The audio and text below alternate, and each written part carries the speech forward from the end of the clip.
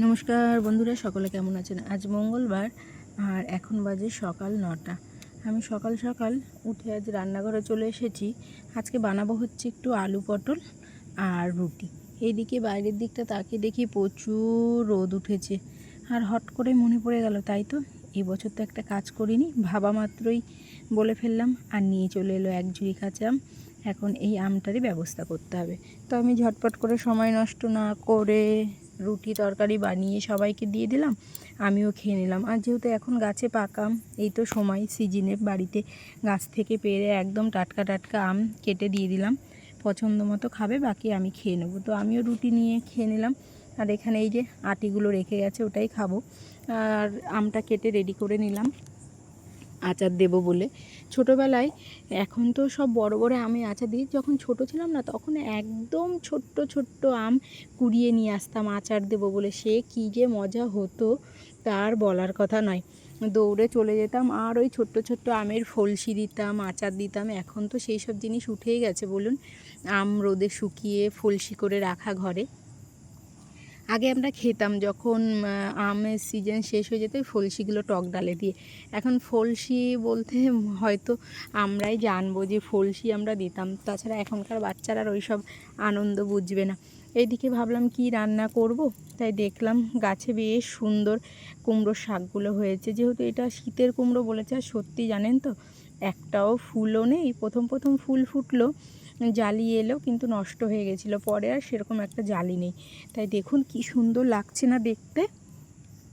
কিনতে গেলেও যেন এত সুন্দর আগা কিনতে পাওয়া যায় না। তাই ভাবলাম আজকে কুমড়ো শাক দিয়ে একটু ঝিঙে দেবো আর আলু দিয়ে একটা তরকারি করে নেব। তাই সেই আমগুলো কাটছিলাম আর ছোটোবেলার কথা মনে পড়ছিল। সর্ষে দিয়ে আচার বানাতো আর আমরা 12 মাস খেতাম।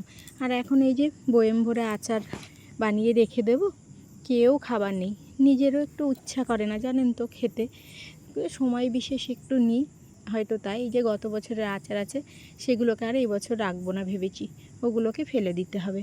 আবার এবছর নতুন করে একটু দিয়ে নেব, সেটা আবার থাকবে সামনে। এদিকে ছেলেটাকে একটু বের করে দিলে খায় সময় বিশেষ, তো এই একটু তেল মুড়ির সাথে খাওয়া হয়, আর সকালে একটু গরম ভাতের সাথে। যাই হোক, করে তো রাখি, অনেকেই পছন্দ করে। তো এই যে দেখুন, এসে দেখি গাছের আমগুলো কি পাকা পেকেছে। আর এই যে কাঠবিড়ালি আর পাখি, কি ওদেরও যেন আনন্দ, ওদেরও এখন খাবারের অভাব নেই, তাই না বলুন? এই দেখুন ছোট্ট পাখিগুলো, দেখে খুব মজা লাগছিল। আর সারাটা দিন আম পড়তে থাকে, তার মধ্যে বেশিরভাগ আমি দেখি ওরা খেয়ে খেয়ে রেখে দিয়েছে। এই যে এই দেখুন, দেখেছেন ছোট্ট পাখিগুলো, ওরাও খায়। আর ওরা এত সুন্দর আমগুলো খায় না, কি বলবো, যেগুলো একটু রং ধরে সেগুলো এসেই খেয়ে নেয়। তো অনেক দিন পরেই আমি রাঁধুনি খুব একটা খাবারে ব্যবহার করি না, তো আজকে ভাবলাম রাঁধুনি ফোড়ন দিয়ে শাকটা করব। তেমন কোনো মশলাপাতি দেব না, এর মধ্যে একটু লবণ দিয়ে, হলুদ দিয়ে আর একটু জিরে গুঁড়ো দিয়ে রাঁধুনি ফোড়ন দিয়ে ফুটিয়ে নামিয়ে নেব। এইভাবেও গরমের দিনে খেতে খুব ভালো লাগে জানেন। সব সময় তেল মশলাটা ভালো লাগে না, আর এই শাকটা যেন এই যে এইরকম খাবারই ভালো লাগে। তো যখন ফুটে উঠেছে জিরের গুঁড়োটা দিয়ে দিলাম। এখন আর একটু জাল দিয়ে বেশ আলুগুলোকে একটু ভেঙে ভেঙে দিয়ে মাখা মাখা করে নামিয়ে নেব। আর গরমের দিনে হালকা পাতলা খাবারই যেন ভালো লাগে।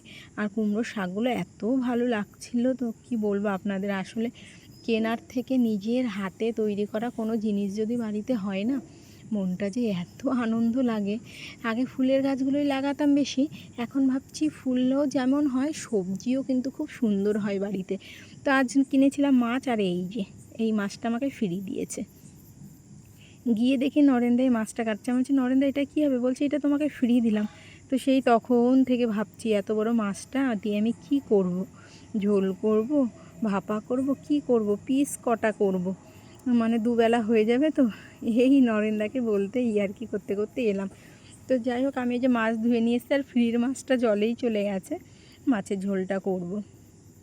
আর এখন এমন হয়েছে না, এই দেখছি গোটা আকাশ রোদে ঝলঝল করছে, দেখতে দেখতে আবার তোমার মেঘ হয়ে যাচ্ছে।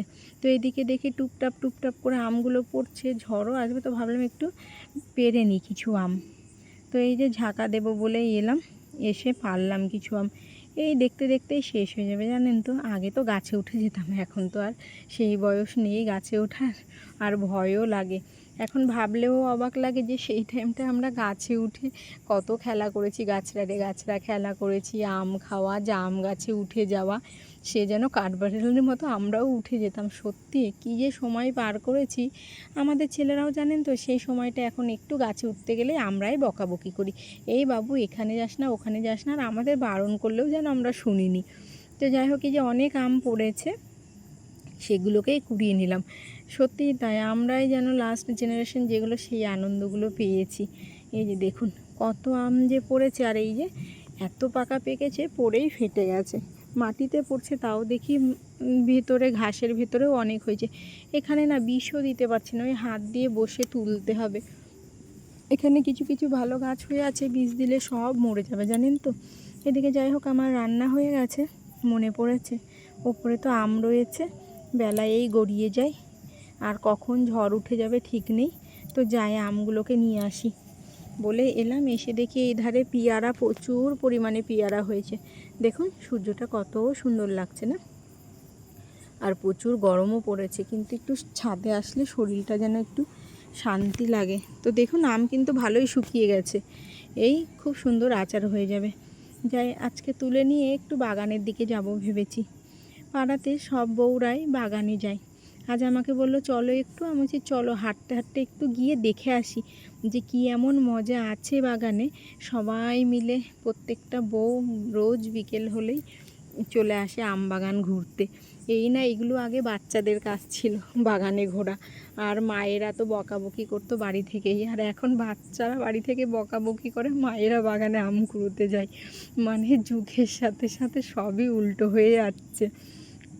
তো এই যে কাশবনগুলো দেখছেন, এইগুলো কিন্তু পুজোর টাইমে শীত পড়ার পরে মানে ফুলে ফুলে পুরো ভরে যাবে, এখনও বেশ সুন্দর লাগছে জানেন তো। তো যাই হোক, আর সব চিন্তা ভাবনা বাদ দিয়ে, ছেলে বকা দেবে, কিন্তু যাই আজ একটু আম বাগানটা ঘুরে আসি। তো এই দেখুন সবাই একে একে আসছে, ওই যে ভেতরে বান্ধবী আছে ডাকছে, এদিকে তাকিয়ে দেখি প্রচুর খেজুর হয়েছে। এই দেখুন, এরা সব সময় আসে, আজ এই প্রথমবার আমি এলাম, তাই দেখা যাক। ছোটোবেলায় তো অনেক গিয়েছি, এখন আর সচরাচর আসা হয় না। এই দেখুন আমার যে কী লুকিয়ে রাখলে, এই দেখো আম কুড়িয়ে রেখেছে। এবার আমি ওদের জিজ্ঞেস করলাম কোথায় যাব, তোরা বললো আয় ভেতরে। তো ভেতরে যত যাচ্ছি অবাক হয়ে যাচ্ছি, দেখুন কত আম, সত্যি সবাই বাগানে এসে বসে থাকে, আর এখানে এসে তো আমি পুরো অবাক। আমি স্থির হয়ে দাঁড়িয়ে ক্যামেরা করতে লাগলাম, গোটা গাছটাই পুরো হলুদ হয়ে আছে আমে, এত ভালো লাগছে। আর আমি তো এসে প্রথমবার এসে মানে অবাক হয়ে গিয়েছি যে এমনও। ওদের জিজ্ঞেস করলাম পারছে না, বলছে কত পারবে। সত্যি দেখুন, ক্যামেরাতেও অত আসছে না, চোখের সামনে যতটা দেখতে পাচ্ছি, এত বড় গাছ, গোটা গাছটা হলুদ হয়ে আছে। তো যাই হোক, বললো এখানে দাঁড়িয়ে থাকিস না, সামনে আয়। আর এই দেখুন একদম নিচে হাতের কাছেই গাছে আম পেকে রয়েছে, কিন্তু না, গাছে হাত দেওয়া যাবে না। তো এই ডালটা ধরে একটু ঝাঁকি দিলাম, পড়ে গেল। এই যে খুব সুন্দর। আর এখানে তো মজার বিষয়, মানে এই গাছের গোড়ায় বসে দাঁড়িয়ে থাকলেই প্রায় তোমার মিনিটে 2-4টে করে আম পাচ্ছে। এই যে দেখেছিলেন গাছটা দাঁড়িয়ে দেখিয়েছিলাম, সেই আমগুলো পেরেছে ওরাই। তো এখন বাজে রাত 11:30, আর দেখলাম আজ যদি আচারটা আমি ঠিকঠাক করে না রাখি তাহলে আমটা নরম হয়ে যাবে। একে তো পাকা আম ছিল, তাই ভাবলাম আচারটাকে এখানে রেডি করে থুই, তারপরে ঘুমোতে যাব। আর এখন একটু দুপুরে ঘুমোচ্ছি বলে রাতে যেন ঘুমই হতে চায় না। তো বেশি কিছু করব না, এখন এই আমটাকে ফোড়ন দিয়ে রেখে দেবো, কিন্তু ভারী সুন্দর হয় খেতে জানেন তো। আমের আচার এই মায়েদের দেখেছি বানাতে। এখন আর কোনো মশলাপাতি দেব না, এখন এই হলুদ লবণ দিয়ে তেলের মধ্যে আমটাকে রেখে দেব। ভিডিওটা আর বেশি বড় করব না, আপনাদের সাথে এই টুকিটাকি শেয়ার করছি।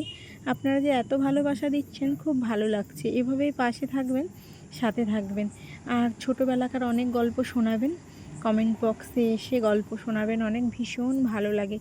আসলে সেই সময়টা না এখনও যেন মিস করি কোথাও গিয়ে।